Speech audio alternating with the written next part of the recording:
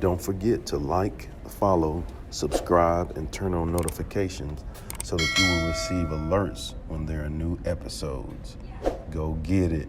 I've been grinding for so long, I wake up and chase my goals. I go out and I go get it. How to code, that's all I know. I don't succeed, then I don't breathe. Success, what does it mean? If I conquer all my goals, then I'm living out my dream.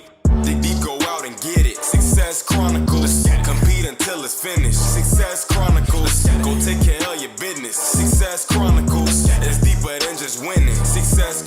Hey, what's up, everybody? This is Chip Baker coming to you with another episode of the Success Chronicles, and we are here with Dr. Rick Fernandez, an amazing man doing some great things, and I'm truly grateful to be with him here in this amazing area, getting some great footage. But first off, Doc, thanks so much for taking the time to interview with the Success Chronicles. Well, it's my pleasure to be here. You know, we have a lot in common, so I've been looking forward to it for a little while. It took us a little while to get it together, but it took us a little while. We're here. We're here. Yes.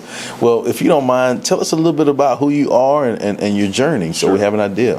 Born and raised Houston, Texas, North Shore High School, and very proud of the East Side and my Mustangs and my family, and first generation college student. My brother and I on either side of the family. Wow! So quite a journey there. I was fortunate enough to be a good enough athlete to earn a basketball scholarship for Sam Houston State, and I always wanted to be a coach. I wanted to be a coach. I wanted to be a college coach.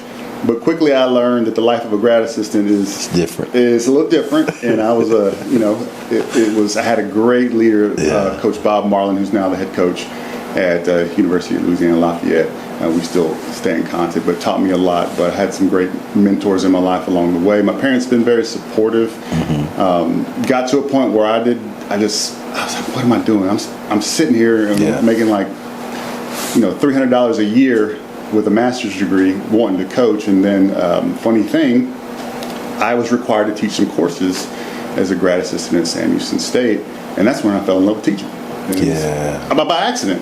I mean, you know how it is. Sometimes things happen to you, and the good Lord puts you in a situation. Yes, sir. Whether you think you need it or not, that's right for you. So, went on to get my teaching certification. Started in Houston ISD, and then part of Houston ISD, Katy ISD, Tomball ISD, all the way up through Tuloso-Midway ISD, where I was a superintendent of schools. And then I switched, had a career change in the middle of it. And now I work for a capital management, program management firm, Anser Advisory. So we have people all over the country, and we just joined Accenture, which is a huge consulting firm across the world. So it is an exciting time, and I'm very excited because I'm learning like drinking from a fire hose. So that was a quick summation of everything to this point now, and a lovely wife, 3 kids, and couldn't be happier with where we are. Such a neat journey. I think and I know some of those things, sure. But I think it's really inspiring. Just to see where you've come from and the things that you've been blessed to achieve. I think it's really neat. Now it's and this, Chip. I mean, having good people along the way, and supports and encouragement, and to help you, because we didn't know. We heard about college, but we didn't really have anybody that we could turn to and say, "Hey, this is what is college? What's it gonna mean, and how much work you're gonna put in, and what's your focus, and what's really going on?" And I'm quickly say, "Oh, this ain't for me." And then I would say, achieving my goal as a superintendent of schools, because that was something that I had in my sights since I was an administrator, and just loved leading and learning. So, how cool is that? Those 3 things, they were pretty big for me, and they'll always be a special part of who I am and what I'm doing. Awesome. Well, just hearing you talk about your journey and the things that you're proud of, I would consider that to be hugely successful. So let's hit on success. By the way, what is your definition of success? Oh man, I think it's just about, are you happy with what you're doing and who you're doing it with, right? And at some level, are you able to pass pass that success on, whether it be to your kids, Yes. whether it be to students, whether it be to your colleagues. Can you do that? Are you in a position to do that? And obviously, financially, everybody wants to be secure financially. Right. But being happy with what you're doing and who you are and who you're doing it with is 99% of the game. So to me, those things, those pieces are what I would say is successful. What just hearing you talk about those, I think is great answers. But what do you think it takes to achieve that type of success? A whole lot of help. Yes. A whole lot of failure. A whole lot of curiosity about learning about what you know you're not good at, or seeking others' help that are experts in the field or Yes. willing to share. A whole lot of trial and error, and I think you have to be careful with who you believe when someone tells you no. Right? Who are you going to believe? That's good right there. I mean, we all need somebody to pull on our, to kind of level set and pull on a tug on our shirt and say, Yes. hey, look, you kind of off track. Like, I'm not really talking about those folks, but along the lines of the choices, a lot of people are going to tell you, no, you can't, you're not qualified, you shouldn't do it, it's not for you. And you got to really be careful about who you listen to when you're hearing no. Because you're going to hear no a lot, Yeah. So just make sure that those people have the right intentions Yes. when they're shepherding you. I love that. All right, so what I want to do now, Doc, is just kind of just throw some words out at you or phrases. And I'd love for you to just comment on what comes to mind or heart when you hear these words or phrases. Okay. All right, so the first one for me is growth. Growth. I think of discomfort. I think of jumping in when you know you may not have all of the answers, but you can feel the need to learn. Yes. And I think jumping in with people who you normally wouldn't lean on, or you normally wouldn't seek their counsel or their advice, because the perspectives are everything. And if you have a narrow view and a narrow network of perspective, you're only getting a piece of the story. So I think all of those things with growth are very important. I love that, and I love you said the magic people perspective. I think that how you view what you do will always affect how you do what you do. 100%. And so you have to have the proper perspective because that brings out the proper outcomes of what you want. Absolutely. Yeah. All right, so the next words or phrases, quality relationships. Yeah, so I don't have a ton of friends, right? And I get a lot. My wife and I are very different. Everybody loves her. Yeah. I would say not everybody loves me, but I have two best friends. I've had those two best friends for a long time. Yeah. And although I have a bunch of acquaintances, a bunch of colleagues that I enjoy and get along with, but if you're talking about who do you go to, who do you lean on, where do you seek advice, where do you see that when the times get tough, I believe in making sure you know who those folks are. Yeah, for sure. And the quality relationships you build can always be out-facing, but you need to really know when it's time when you've got to make some tough decisions, or if things aren't going as planned, who are those people that are going to have your back no matter how successful you are, no matter how rich you are, no matter what is on the table, no matter the mistakes that you make. Yeah. And some of those mistakes may be very public, outward-facing mistakes. You'll learn real quick who's there for you. Yeah, everybody need to hear what you just said there. Like some of those mistakes are big, and especially as you go higher into the titles or whatever with your 100%. job, man, like everything that you do is watched, and so one minor mistake can be blown up. Correct. And really, like, y'all, it's not even that big. And it may not but- even be a mistake. It may Right. be something that's out there that you can't comment on, or you're not going to address, and you have to trust that the people that know you the best, they know who you They are. know. Yeah, they don't believe all of that. No, exactly. Yeah. That's so good.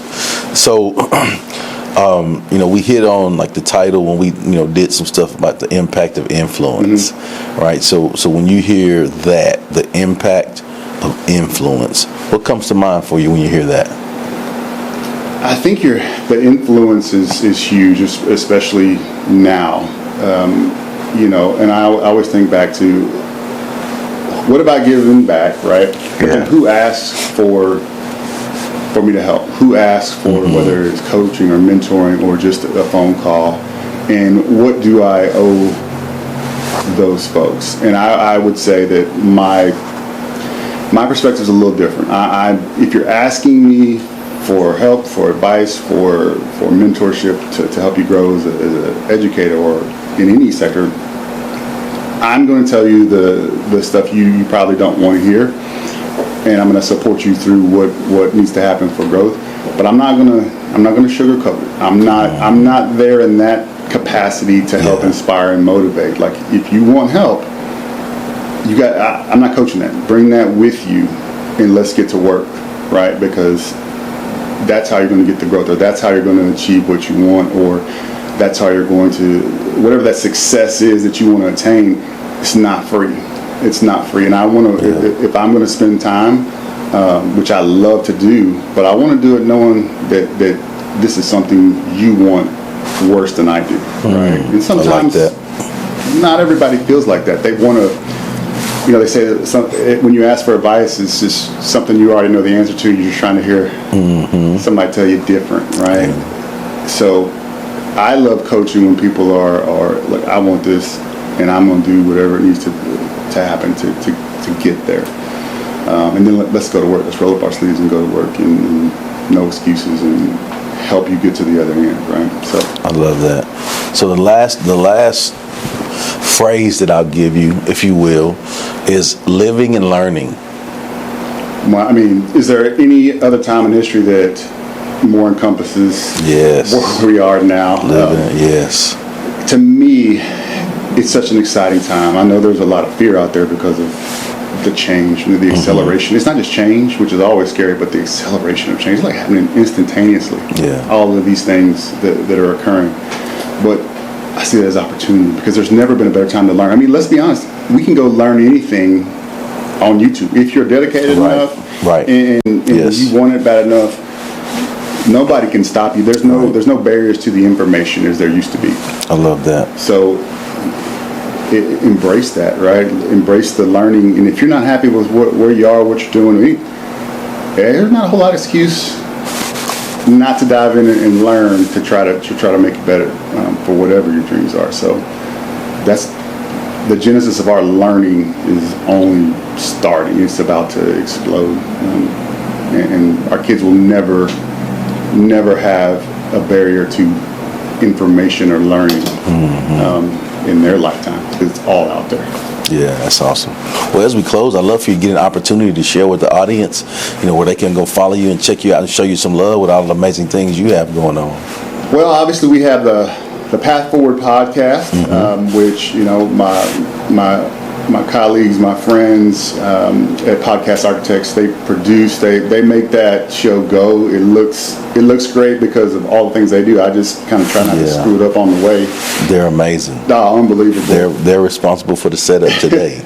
they're the best, the best group. And then obviously my Anser Advisory gave me an opportunity that I didn't even know I needed or wanted, and the opportunity to spend more time with my family, where, as you well know, being a former coach, you spend a lot of time with everybody else's kids. Yes, sir. And coaching them and helping them, and you love it. It fuels you, but at the same time, there's a sacrifice on the other end, and it's hard.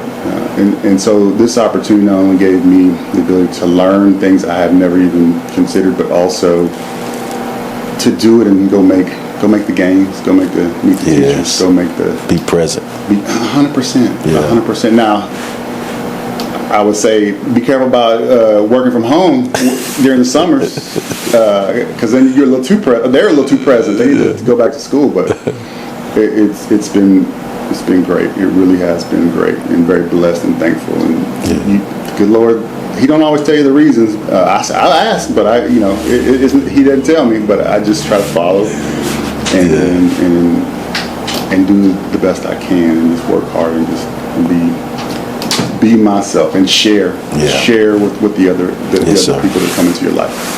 That's awesome. Well, again, I just want to say thanks so much for taking the time to interview with the Success Chronicles. Truly appreciate it, and I wish you continued success. Thank you so much. It was my pleasure. Yes, sir. And thank you guys for checking out this episode. We'll see you next time. God bless. Go get it.